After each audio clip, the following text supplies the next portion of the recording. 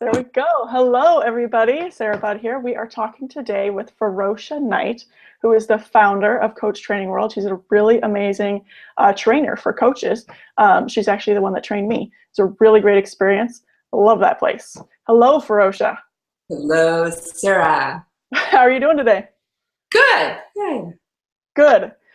Today, we are going to talk to Feroshia about her journey through businesses. She is this amazing serial entrepreneur. She started a gazillion businesses. What's the number actually? Five. Well, I'm going on six. Six, going on six. Yes. And she started at a young age.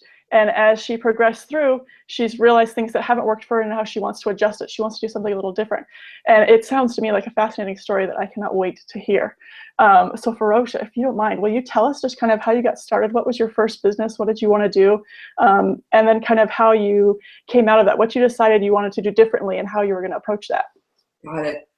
Well, I actually entered my first business I was barely in my 20s, and it actually was kind of out of frustration. I actually had found my dream job, and I was getting to wear all kinds of different hats, and I love my boss, I love my coworkers, I especially love my work because it was so creative. There was the interpersonal part, there was the creative part. I basically wore multiple hats within a full service print shop. And it was like my dream come true reality, sans the part of the pay, but I actually it didn't really bother me as much as, because it was outweighed by the creativity and also the flexibility. But I started having some health issues, and I didn't have insurance, and at the same time my boss was actually kind of struggling financially, and nobody wanted to do outside sales, and to be honest, he was terrified to do outside sales. And instead of hiring a salesperson because he thought that would be too expensive, he just sat and struggled. So one day I said, I'll go do it. Because I was like, oh my God, I'm going to lose my job. The company's going under. So I'm like suddenly finding myself out there selling his company, his services, and of course my services. And I came back, 3-4 months later through this process of daily hitting the grind out there as a salesperson, and suddenly he was way out of the red and way into the black. Wow. I'm like, can I get insurance? And he was totally in scarcity. He was like, I don't think we can afford the $82 for Feroshia. Whoa.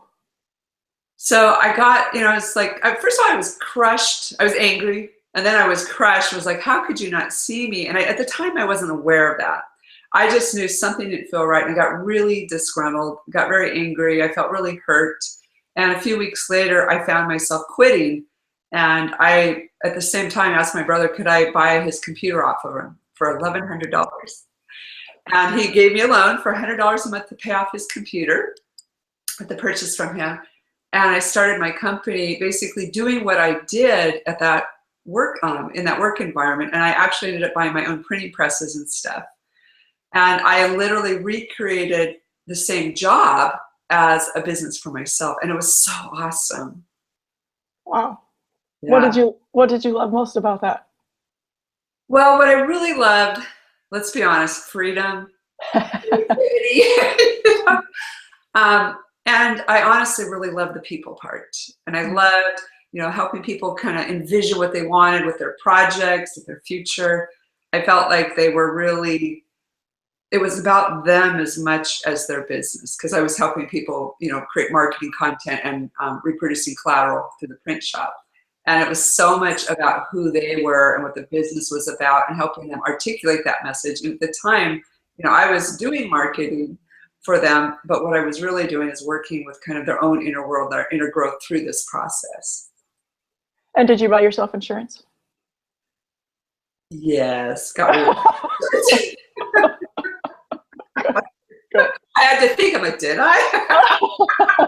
Yes, because I remember I had to get 3 crowns shortly after that because I crunched my teeth off. Oh no, oh no. Okay, so you've created this business. It's great. You love it. You have the insurance that you needed. And then there came a point where it no longer worked for you. Yeah, a big part of my first business was in photography. And so my core offering was taking photos of products and helping them sell things. And it just wasn't enough. And I kept creeping out into other things, and I realized I needed a team. Because now suddenly people needed copy, they didn't need just photography, they needed illustration, and I could draw logos and stuff like that, but I was not a freehand illustrator. And they, really at that point, I actually needed someone else to help me with sales. So I partnered up with 3 other people, and I created the monster machine, Agent 47, which is my second company. Oh, okay. So the first kind of morphed into the second. Yeah, the first one's called Feroshia. I still love it. I had the best logo too. Really? Well, it was totally spiritual looking at the time, and it was kind of with the Egyptian Eye of Horus, and I was like, and I had no idea at the time that what I was really heading toward was going to be more spiritual work. Oh. But I had a very spiritual connecting process just naturally with who I was. And so Agent 47 was kind of like, I went from being this free-spirited, creative person that partnered with people as an individual to this crazy managing machine. I had 42 subcontracts at one point. Whoa, that's a team.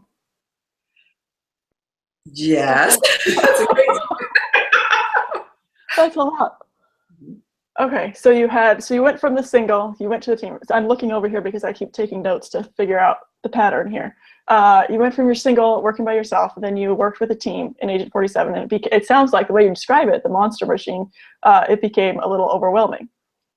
Yes, because what I realized, it's so funny, I can actually just feel it in my body. It's like, whoo. I was really, really good with managing multiple things. I was also really good at sacrificing everything for the business. Oh. So my idea of social was, I'm going to go out with my clients after work. And what I realized is we were still just working and just hanging out. So there was a little bit of personal. And inside that context, what I started to notice was, I would come into my large global companies representing my company, and I kind of got to be known a little bit differently than I actually, I was being called in as a business strategist to help them with their marketing or branding, or how are we going to solve these problems. And what I ended up working on a lot of time was the personal challenges. Oh, interesting. And of course, and I think that's what kind of led to the after hours. I want to talk to you about this. And honestly, I think one of the biggest things I learned was I had really bad boundaries. Oh. I really wanted to be of service, and it was so ego filling to have people that wanted to spend all this time with me. And okay, I'll be honest, and I was getting paid, right? So right. There was a severe abundance of money. It was like, woo! I mean, it was great. But I was also, the hindsight was, it was killing me. Because I was exhausted. There would be many times I'd be working till anywhere between 1 a.m. and 4 a.m. in the morning to meet deadlines. And, when you're managing that many people, sure, you can delegate a lot, but there's times where, the subcontractor or the employee, they go home because there's laws and there's, they have their own better boundaries. And I'd be like, well, this is so fun. And this has to be done. So that was a huge lesson. It was like, I grew this company, to a really beautiful scale. And had, I could check box all the things of success. I was buying massive houses, check, check, check, check. All the things that society, or at least American society, would say, you're successful. But along with it, came so much stress. I gained a ton of weight, a lot of weight. I started getting a lot of migraines, pretty much 3 or 4 a week. I, literally crunched through a bunch of my teeth from the stress. I started getting TMJ. It was like all these signs of stress were just coming up, but I kept pushing through them. And part of it was I was young enough to be able to do that. I mean, today I would be like, whoa, no. I would say, no, stop, Yeah. Okay, so I'm imagining that that's where you make a shift then, when your body kind of rejects this idea almost. I wasn't that smart. No, what happened? Blinded. What actually happened was several things. My company was growing, and I was really kind of dabbling in the world of leadership and conflict, as well as doing the marketing. And so I had all these hats, again, repeating that natural party. And I actually got a cancer wake-up call. Oh. And so suddenly when you get that kind of like, boing, and, I dealt with it, it didn't turn to, it was nothing compared to what most people go through with that. So I just want to be really transparent with that. But just that thought of, wow, you've got something that both your grandparents died from. You gotta, and that just, I mean, my brain said, you're gonna die. And suddenly it was like, whoa, my entire life is my business. But even at that point, I didn't see that. I just knew something, I was in shock, and I knew something was really wrong. Because, how did I get to this point where my health was so bad? And why did I, it was, why did I get cancer? I'm doing, blah, blah, blah. But the truth is I had just taxed my body so hard that I was starting to get health symptoms. And, I guess it was just that kiss of death that, I was like, look, this is going to happen. Wow. So did that put you out for a while, or how did that? Oh, yeah. Yeah. Yeah, what happened was at the time I had moved to I had expanded from Oregon up to Washington because I had so many clients up in Seattle and the areas around it. And Seattle's a much bigger city than Portland. I had moved up there, and that's when I had the information brought upon me. So I immediately started trying to find ways to deal with it, and started working with a lot of alternative medicine. And honestly, at that point was when I really got introduced to the holistic part. It was like, okay, I can try to solve this from a Western perspective, or I can look at the Eastern perspective. And I did a combination of both. And what happened was everyone was saying, well, what's your lifestyle like? And I was like, well, I do this and this and this and this and this. And even when I talk, like, ah! It was just like a nervous wreck. And I didn't notice it because I thought it was excitement. But it was anxiety, a lot of anxiety. And I was very passionate about my work, but there was, I would say, 80% anxiety, 20% passion. And I just didn't have the tools to discern what was going on. And I actually ended up taking some time off, quite a bit of time, and really just trying to figure out, well, who am I really? Now that I'm getting the second chance, I really took it personally, the wake-up call. And I said, okay, so what do I really want to create? And I actually went back into marketing and back into the leadership and conflict work because I couldn't figure out what I wanted to do. I was kind of still stuck because I took a pause, but it wasn't a long enough pause that I could actually just go, what is really true to me? And so it took me a while to figure out what was going on. And then I started having a lot of my clients call me coach. Oh, wow. So talk about the outside-in approach. I had a lot of people going, you're not really a consultant, and the work you do is more like business psychology. You're not. And I was like, what do you mean? What are you talking about? And I'd had psychology, and I'd studied a lot of this stuff, and I didn't realize how much of it was coming through in my work. That even though I was being hired to help someone, to brand themselves, develop a website, create their digital presence at this point, it was really about the inner work that I was working with them. Wow. So they're calling you coach, and you're thinking, that's interesting. Maybe I should do something with that. How did that work? I actually said, what's a coach? Oh. I go, what are you talking? Like everyone used to say years ago, what's a coach? Like a business coach? I really had no clue. And I mean, I still remember one of my clients who was so cool. He turned around, he looks, he goes, for reals? And I said, what?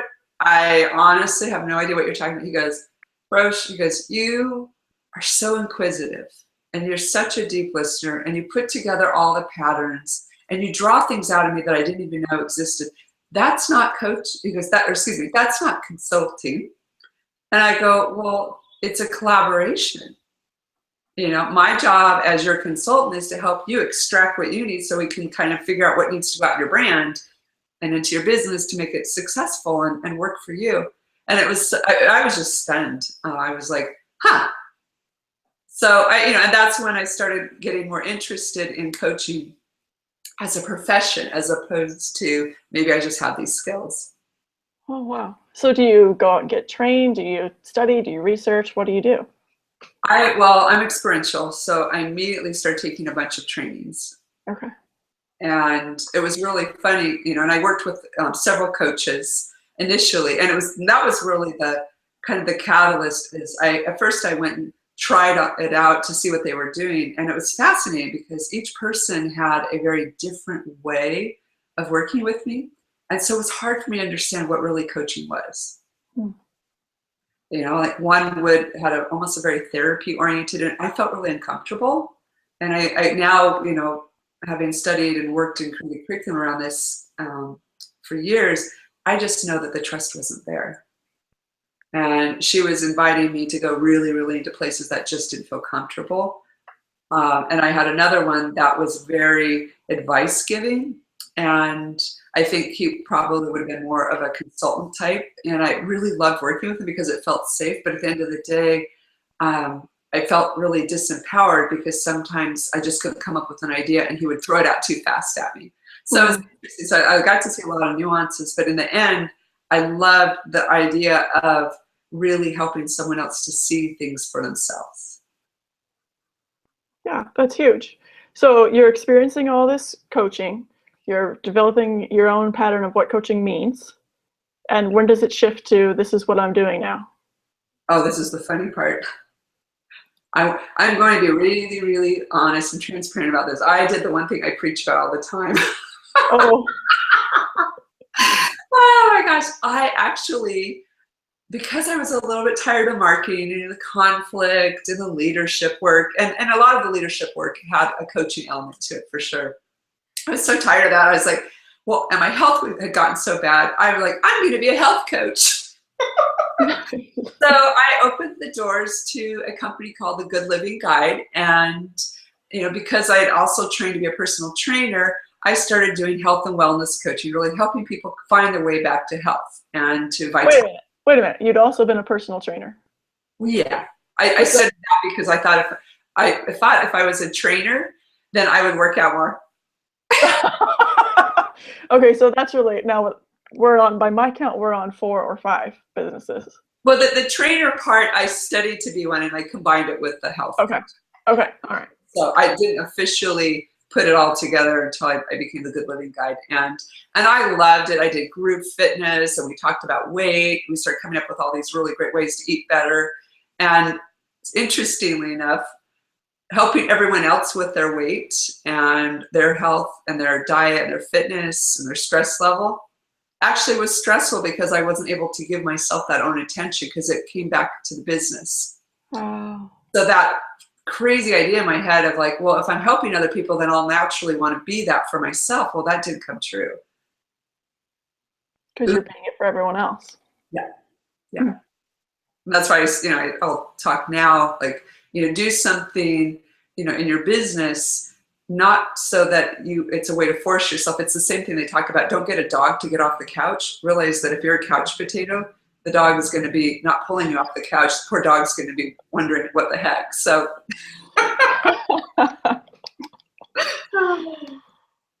Okay, so you did the Good Living Guide and you realized that you weren't able to be living the way that you wanted to live. Is that fair? Yeah, I recreated the 42-person company lifestyle again, helping everyone else. So the patterns were in me, and just because I was going to get a job in something like that, you know, wasn't going to change the pattern. But I helped a lot of other people, and I think they're very grateful for that. And that's probably important to you. That's something that you value. You want to be helpful to other people. And I think that was the thing, is it was more important for me to be a service than to necessarily see myself as needing some service as well. So did that shift for you? Did you recognize that? How did you recognize that that wasn't working for you? Ha ha ha.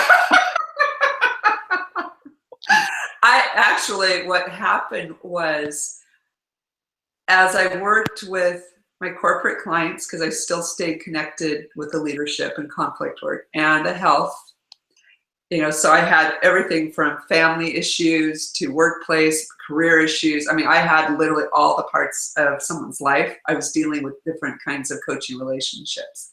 You know, I was still wearing multiple hats in multiple arenas. And what I saw was everything was interconnected. And actually, totally honest, that's how I ended up coming to the whole person coaching method. Was I saw that there was these separate elements that were being coached upon that were truly so interconnected with all aspects of a person and all aspects of their life that needed to be addressed. So me being me, I decided to solve that problem instead of seeing that it was my own problem. Then I'm I sensing a pattern here. I was like, oh, you know, because when you're sitting out there talking about, you know, your health and wellness is connected to your career and to your relationships. And I was like, what about you, Ferosh? And so, you know, it forced me to really see the patterns, because now I literally had made visuals and I had books and I had stuff, you know, and if you're not walking your talk, eventually, you know, you're going to start to feel it inside. And I started to recognize, because my health had gotten a lot better, but I still had that overachiever workaholism thing going on. Hmm. But, you know, all of what I learned in that, you know, became the Baraka Institute and became my first out of corporate and open to the public training. So the beautiful thing about that was it ended up birthing the fourth business. And more importantly, I finally truly embodied the teaching. And that's what really helped me to kind of go, okay, I can have a business that's healthy, and I can also have a business that creates the life I want to live. And I also can have boundaries. And I think that's always going to be a lifelong pursuit for me. Because for me, I'm so doggone excited about people and change. And I love my work so much that, you know, if you said, do you want to go see a movie, or do you want to go maybe hang out with a group of people making change? Sometimes it's like, I want to go back into the work. But that doesn't, you know, there's other parts of my life around just being, you know, enjoyment for enjoyment's sake, or sitting still for sitting still's sake. So, you know, I recognize now that even if I'm sitting on the beach in Guatemala, yay, that's contributing to me being a whole person and being completely available when I am at my work. So that was the beauty of it, and starting a school that, you know, taught these principles and taught how to create holistic change for other people. That was kind of, I felt like I finally integrated. As like, I get it, and now I can really share this with other people from a place of knowing, versus I think that if I do this, it's going to help you and me too. It's just a very different grounded feeling. Yeah. Okay, so was that number 4 or 5? That's 4. Okay, what's 5? Well, that's what that was funny, because here's the interesting thing, and I really feel this is a super blessing, because everything we have in our life before us, before this day, is still in us.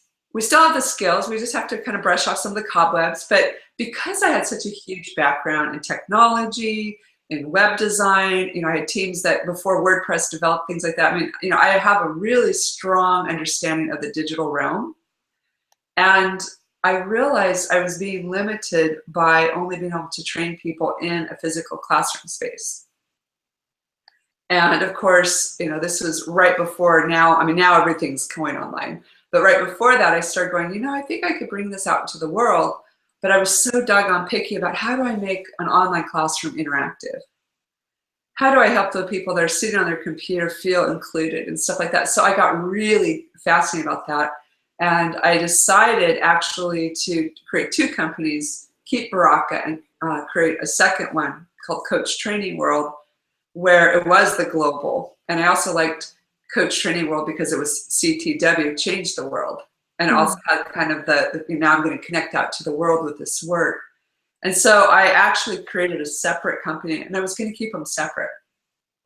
And my thought was, I'll have this whole digital world where some of it's online curriculum, some of it's live curriculum. And so that was my 5th version of it. And even though it was an extension of the classroom, I actually had to repurpose a lot of the content, redo it. And I was literally thinking that that would become a passive stream of income, that CTW would. But my love of people and live interaction won't let me do it. So that, you know, in a way, it's, you know, Baraka morphed into CTW, and then I brought Baraka into Coach Training World into the company. And so, you know, it was like more of a morph, but it was really intended as this separate company. I didn't want it to compete with Baraka. I wanted it to reach out and, you know, have partnerships in other countries and things like that. But then I realized that, you know, it was almost like I was leaving a part of me, like this is exclusive and this is exclusive, but they were very interconnected. I just didn't see it at the time. So I'm going back through my mind so far. There's still one more to come, right? the baby that's birthing. Right. Okay. Oh, now in the process. Okay. So I'm going back in my mind, and the first business, Photographica, and morphed into Agent 47. And then you had your wake up call with your health, and everything kind of stopped. And you began Good Living Guide. You started the coaching, right? And then that kind of morphed into Baraka, It did. which then morphed into Coach Training World. Yes. I'm a So, morpher. yes. So nothing is left behind per se, right? You're not starting completely from scratch. We never start from scratch. It's impossible. Right. Right. So you're taking things along with you. So with these, oh, wait a minute. I've got all these questions, but I want to get the whole story first. What's Okay. the next one? I didn't quite catch that one. Oh, I was saying that I've got all these questions about these individual things and the patterns that you've noticed in yourself, but I want to finish the whole story first. And what's the last business that is currently being birthed? Well, my biggest wake-up call is with the last couple companies. I've worked primarily as the first person in the company and kind of worked with subcontractors the whole time. And I actually started feeling like something's missing. And at a point, I had several, business partners onboarding. And what I realized as we were going through that process, I actually want to move to a community model where I have, I'm the catalyst, and I mean, obviously I'm the fire starter, but I really want to move to a model where there's a bunch of us together. It's a community that brings this work out much more than just a bunch of people that train to become a coach and start their own business. And so I actually created curriculum and marketing and content like that to do something where people that are part of the community can actually become part of my business model. So it doesn't necessarily have a new name yet because it's this has only been going on for about 6 months, but it's like so fulfilling because I'm gonna be honest, it's like I'm getting to grow my family and I get to be in the family. As opposed to I'm the boss, because I hate that. I really hate being the boss. I really, really, really don't like that feeling because I believe everyone has their own inner boss, and I think everyone can be responsible if given the opportunity and what they need to be able to fulfill their job role or to fulfill their business opportunity. And I realized that I don't like being looked at as quote unquote the leader or the boss, but what I do like being is being part of the facilitation and the collaboration. So it's kind of like a dream come true, and it's scary because I know because I've done so much leadership work, so much conflict work, that's going to be part of it. And I know that at the end, I am going to have to stand up as the leader.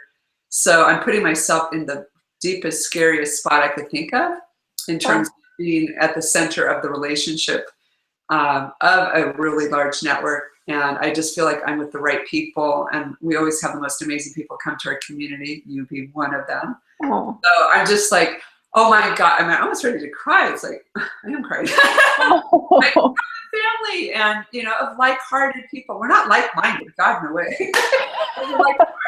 So that just feels so good. And I don't know if it'll become a new company. My feeling is it will.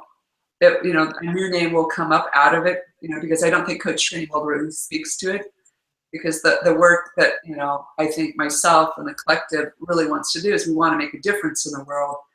And that's all just kind of emerging right now. It's like, what is going to be our impact? And I'm pretty positive it's going to be a lot around wholeness and helping people to see and embrace and love all who they are and put themselves out in the world in ways that might help them to feel happy and healthy too. Yeah, there it is. Yes. That sounds super exciting. I want to circle back just a second. You said that you don't like being the boss. So at one point you were the boss. Oh, yeah. Especially with Agent 47. Say it again. With Agent 47, where I had all the subcontracts. Okay. So you were the boss and you learned that you do not like being the boss. What was there something that triggered that where you finally accepted that that's not who you want to be? Oh yeah. I never enjoyed having a boss unless my boss really saw me as whole and complete and asked me what did I need to be able to do my job. And what I always experienced was, this is how you do it. This is how you show up. And this is exactly what I want done. Well, the fact that this is what you want done, sure, let's do it. I agree. But this is how I do it, or this is who you are doing it, that didn't feel very good. And even just down to, as a kid working at the zoo, you got to put on this ugly brown t-shirt and this ugly brown polyester pants. It's like, wait a minute. And I understand, uniforms, but anything that has to do with control without really, creating that, what can we co-create, or how can we all together work together and make this a better thing together? It's like, if someone says, I want you to move this rock to the next block, I'm doing some yard work, so that just came up. I have that issue right now. And it's one person says, I want to use a wheelbarrow. Another person says, oh, I can carry it. As long as the rock gets over there, who cares how it gets there? And if the way that someone is getting something there might be a better way to do it, what about coaching them to do that as opposed to telling them? And so, and I think that really speaks why coaching is so important to me.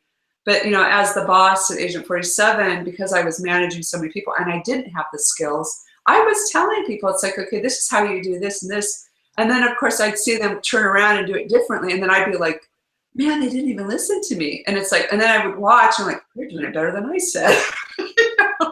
And I realized they probably know more than I do. And of course, if they don't have the skills, you can help someone by getting them the right training. But that it just comes back to that personal freedom to really use your skills and use your strengths and to be who you are. Yeah. Okay, there's so many things going through my head right now that I want to ask you. I'm going to pick to start. So in this new venture that you're starting, or morphing, let's say, what are the key things that that you need, that you want in your work now that you wouldn't have known when you first started out? Well, first and foremost, that the work always really aligns with my values. Also, that the work really lets me be 100% who I am. And this is kind of connected to my values, but the work always allows me to grow myself, grow in relationship with others, so that it's conducive for growth, not just production, or, that. And of course, being in a growth industry, that's built in, but I mean, I don't think I could ever go into another industry without that part being in there. Even if I went in to go and saving the animals, which of course is always a big part of my heart, I would have to have something in there that was around growth, where I was learning, not just intellectually, but emotionally and physically, just developing myself and developing with the people I'm involved with. Did you say not just about production? Yeah, just, instead of, I think about when I worked with some of the clients in certain industries, the end goal was number of houses built or number of widgets sold or things like that. That doesn't feel like the true kind of end goal that's going to really help me stay sustained in any kind of work or in anything at all. Yeah. So you want room to grow yourself. And what was the first one that you want to align with your values? Can you tell us what some of those values are? Well, strangely enough, I've got the sometimes competing values of security and freedom. And for me, security means that I'm taking care of my own personal needs, for basically not only just financially, but also that sense of belonging, so that there's that, I feel like I'm in a system that really fits me and I get to be naturally me, which I kind of mentioned. And also that freedom to kind of just grow and get more creative, but also freedom in terms of flexibility. I don't think I would ever put myself in a position with a business again where I'm owning that I have to be at work from 8 to 5 or 9 to 5, however that might look. And that was one of the hard things with Agent 47 was I wrote a story that we had to work from this hour to this hour because the rest of our companies that we work with, most of them have that schedule. And I realized for me, I'm much more productive from about 10 to 4 during the day. And then I have a sweet spot that will either happen really early in the morning or later at night. And, you know, and now I'm a much stronger believer that I'd rather work fewer hours and work fiercely during those hours, and just because my creativity is alive and I can get a lot more done than working 8 hours at all. So I don't work an 8-hour day anymore. Nice. That sounds like freedom to me. No, it's funny though, because I have to be honest. Sometimes I go, I wish I had some work to do. And I could do more of it, but and I get into that polarity. It's like, but you said, you know, and part of it is that now, how else do you want to spend that time? You know, and that natural overproductive, and all I have to do is go and say, okay, maybe I can go out and take a hike. And the minute I'm in that motion of something else, and I completely forget about work. But that old call back to be the overachiever, the producer, God, I just won't go away. Yeah, yeah. And that, to me, it brings to mind that you envision what someone else is doing, or what you think you want to do, as it's all going to be perfect and it's all going to work out great and you're going to love every minute of it. And in the reality, it's a new balance. It's a new thing to figure out. There is no always amazingness to any life that we create for ourselves. Yeah. You would agree? Oh, yeah. It's embarrassing because people are like, you have the most amazing business in the world. You can travel all over. You get to travel. You get to be with these really cool people. You know, how could you possibly have a bad day? And it's like, are you kidding me? It's not just my business. If I wake up and maybe, you know, recently I got frozen shoulder, and it's like, oh my God, my shoulder's hurting so bad. Everything's bad. Yeah. My positive attitude goes down to like 70%, you know, and then suddenly, you know, oh my gosh, you know, I've got to make a couple phone calls and talk to people. Those feel really treacherous. And it's not because of the phone call or the people. It's, I just don't feel good. Yeah. And, you know, and of course, I think sometimes we have fantasies in our head, you know, and everything's going to be great. But I've had like done trainings, and I had a beautiful project where I was working with about 150 people. And in my fantasy head, I was imagining all of this freedom, and we were going to really, there was a lot of things were going to flow and a lot of connections. And what I was met with was a lot of resistance from a select group of people who unfortunately were influencers on a lot of other people. And so I actually had to roll up my sleeves and shift my plan. And I was a little, you know, honestly disappointed, because I was really seeing all this potential. The same thing, you know, I do to myself. We have expectations like, oh, I'm going to get this done, or oh, I'm going to be this way, and I got nervous instead. I mean, it's all about those expectations, and I think that's what I love about this work. Is it's like, okay, wait, something isn't landing, something isn't working, something doesn't feel right. Let's get curious, as opposed to like, oh man, that sucked, you know. I can still do that though. But it's like, okay, so why did it? Which brings up another question that I had. I wanted to go back to, how do you have any kind of practice where that helps you notice what is working for you, what isn't, that you see that something's not going right, and a way to, you sound introspective to me, a way to go into yourself and figure out what you need to change, what you need to do. For me, that works if I write. I can't really think unless I can write it out, and then I realize so much about myself and see connections and patterns. Do you have any kind of practice to help you know yourself? Yeah. And why the yeah is, for years I couldn't figure out this strange phenomena that would happen if I was stuck, or things, I wasn't connected to things, or something just didn't feel right. You know, I felt off. I guess that I would often get into movement. I would move, and I discovered something. And I've actually talked to a lot of people. If I take a shower, or immerse in any kind of body of water, like swimming or a hot tub, yay, or I go hiking, or I get on a train, or if I'm a passenger in a car, and sometimes when I drive, then it's like I can shift states all by myself, and then I can get a lot more perspective and check in, and everything comes clear. But before I noticed this energy shift, I would try all kinds of things. Like I would try meditation, I would try journaling, all those things.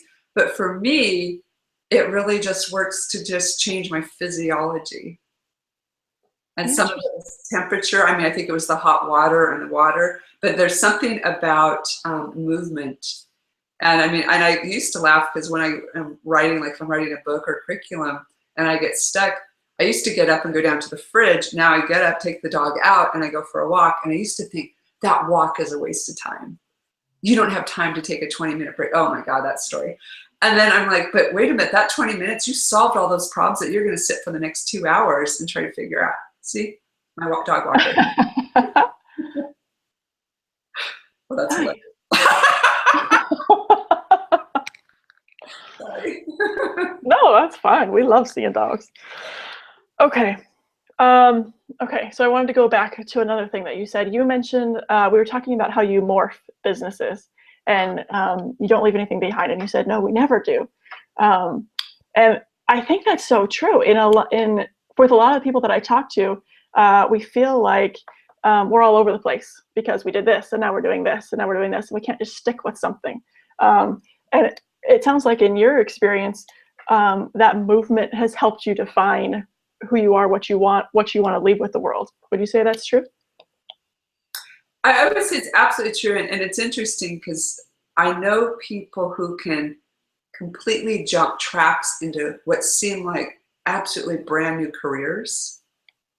Or even, you know, I know people that can move from city to city or country to country and completely change a lot, you know, 80% of their life. But the common theme is all of the experience, the knowledge, the wisdom, and expertise that you accumulate. That seems to translate pretty well into any situation. Like I'm pretty certain right now, if I wanted to go and get a career in something else, you know, like I've been dabbling a little because part of my dream is to start a nonprofit, and I've been attending meetings around where people are doing things similar, and I've been standing up in the crowd, which scares the pants off me, and saying, "This is my dream." And it's so funny because now I'm you know, because it's like, who am I to be saying this? I have no idea how this works. I just have this really strong hunch that, you know, what I'm thinking might actually make a really valuable nonprofit that could serve animal and mankind and nature. And so I'm out there as a leader speaking, and I'm realizing that my skills and getting out there and articulating my vision and being clear and coming from a place of really listening as well as, you know, sharing, those skills that I'm using in coaching are now helping me to leverage something I never dreamed of being able to do. So I'm, you know, in my businesses, I think I morphed because there was a little bit of me that doesn't like a lot of change. You know, it's kind of like I'll slide and, you know, I'll peel back a couple layers of skin. But I also know people just completely change shape and they're fine. I just don't have that window of tolerance in terms of risk. Even though people say it's risky to be an entrepreneur, it's like, well, I started by being pushed out the door by not being seen. And then I realized my business was the same thing as the corporation. I'm just the boss. Right. I wanted to circle back to another thing you said. You talked about it felt like anxiety, it felt like excitement for your business. And you realized that it was maybe 20% excitement, 80% anxiety, right? Yes. I think that's so interesting because I think that I do the same thing, but I flip it. And I think it's anxiety, but it's actually excitement. And that is absolutely fascinating to me that we don't necessarily understand our own emotion, our own experience with it. Do you have more experience with that? Yeah, what I know now is anxiety feels different than excitement.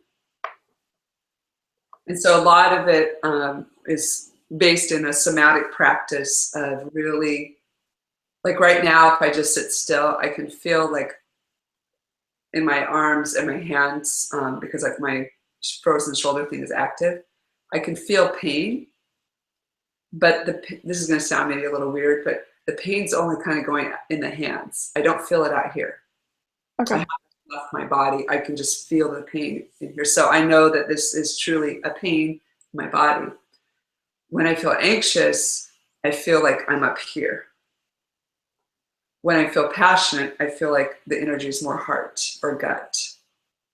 You know, and I would say it's probably definitely more heart. So I can feel like the energy is coming from.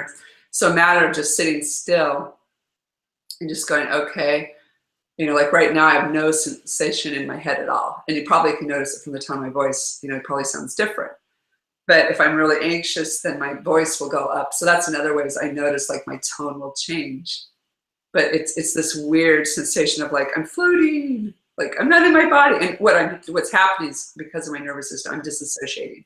This is too much information. I'm going to go out.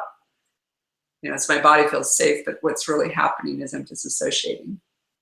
Okay, so that's incredibly self-aware. How did you get to a place? How did you learn that? How did you get to a place where you can recognize this in yourself? Well, the learning process of it is, you know, and I'm going to come back to like the whole person coaching. It's, you know, really recognizing the energy that comes through first in our language. So, you know, I think for most people, you'll hear it in the words you use, how you speak, you know, the speed, the tonality, the volume, the depth, you know, that's a really easy way, you know, so you can actually tape yourself and you go, wow, I felt that sounded kind of anxious. But of course you can't listen to it when you're anxious because you won't. So a lot of times you can hear it in your voice. And I think what I noticed was I could feel it in my body, you know, like through a yoga practice.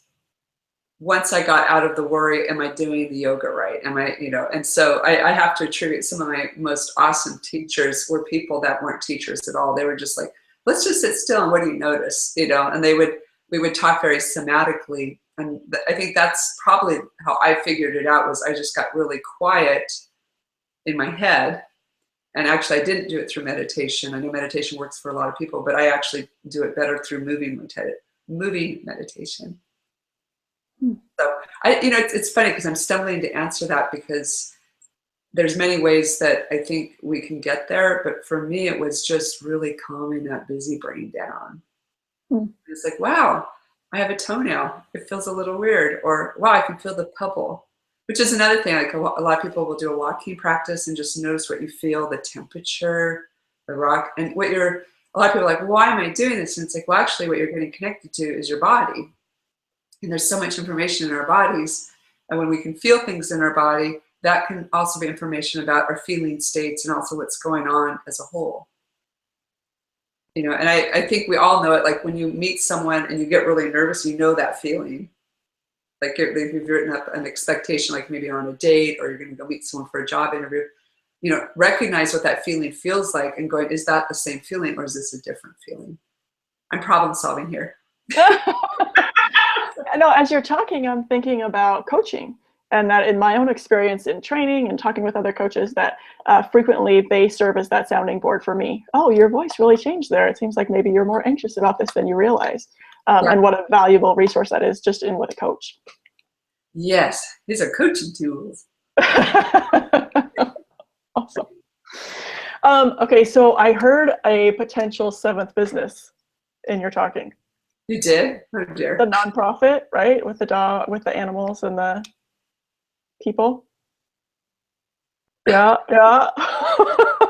So I'm curious if, as you look back on your life, if you see these businesses as kind of a progression, kind of honing in onto what actually works for you, if you see them as what was best for you in that time and place.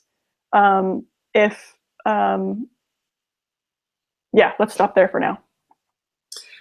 So what I honestly see is that more parts of my heart and my whole personality are finally just saying, come out. I mean, I, as a child, loved animals, big time. And I loved the ocean. And one of my dreams was to be an oceanographer and a rock star. I had a lot of aspirations, but I feel like what's happening is because my creation in the world is through my entrepreneurship. I think that that's what's happening is more of me just saying, you know, if you want to go play in this arena, go play. And that my nonprofit might actually have nothing to do with being in business. It just might be this, that's how I know how to create. And maybe I find another nonprofit and I volunteer that's already doing this as well. So, but I think that's what's pulling me out. And I think my way of moving in the world has always been through entrepreneurship. Interesting. Awesome. Okay, this has been fascinating to me. Totally mind-blowing. I totally appreciate your time this morning. I have one more question for you. I love a good quote. Quotes are inspiring to me. They they change the way I think about things. Are there any quotes that you have that you've been thinking about recently that you love? I always come back to this one quote, and for the life of me, I can't remember who quoted it, but be yourself because everyone is already taken. And I think, that's kind of been my journey. It's like, I think as a child, I mean, I looked up to people. I was very externally referenced, and I would always try to adopt someone else's life. Like I learned how to become a skier and join a ski team because I had a crush on a guy. Nice. And, to be honest, when I got on the racetrack, I was terrified, but that like, ooh, aren't I cool? I mean, talk about ego, and through, growing up over the many decades, I realized that, you just got to be yourself, and there's going to be things that you're going to be super quirky about. And your quirks are your qualities that are sometimes the most things that are magnetic about you. But, that journey to wholeness and that journey to self-worth, especially from my perspective in my life, it's been like this nonstop, constant reminder. It's like, is this really me? Or am I doing this because I feel like I need to fit in? Am I doing this because their story sounds better than my story and I want to have the ease and peace of mind they have? But at the end of the day, it's like, well, who am I at the core? What is really, really in me that wants to come out and play? And instead of telling that part of me, no, you can't, or you should look like them, or you should be more like them. I mean, that's just, almost like what do you call it? Cruelism to yourself. I don't know if cruelism is a word, but I like that. Cruelty. That's one of my quirks. I make up words because sometimes my brain just does it. I think it's the best way to go. Sometimes you need to make up your own. I can't think of the word. I'll make up something else. Exactly. I think it's fabulous. I love it. Thank you. That's great. That's great. All right. Well, as I said, I appreciate your time so much. I feel like I've learned so much. People can see what you're up to at coachtrainingworld.com. Is that the best place? Or Feroshia.com. Feroshia.com. Okay. Are you ferocious?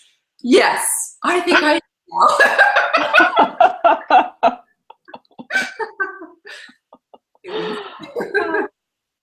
Awesome. Wonderful. Thank you. Okay, thank you.